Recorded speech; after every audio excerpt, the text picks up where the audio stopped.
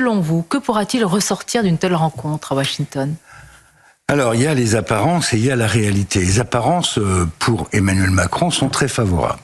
Il est dans une situation intérieure en France qui est calamiteuse. Sécurité, la dette, le gouvernement faible, etc. Et il sait rebondir sur son domaine réservé. Il a montré hier une réunion très propre où il était en forme. Et en plus, il s'est présenté comme le porte-parole, voire le leader des Européens. Donc, au niveau des apparences, il a fait carton plein.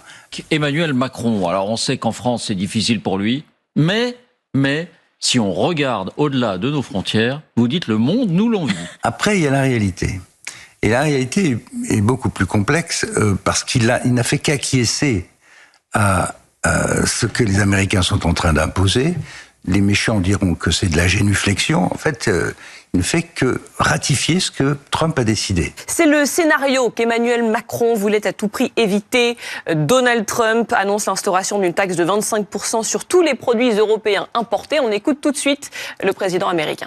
Nous la lancerons très bientôt et ce sera 25% en général. L'Union européenne est un cas différent de celui du Canada. Ils ont profité de nous d'une manière différente.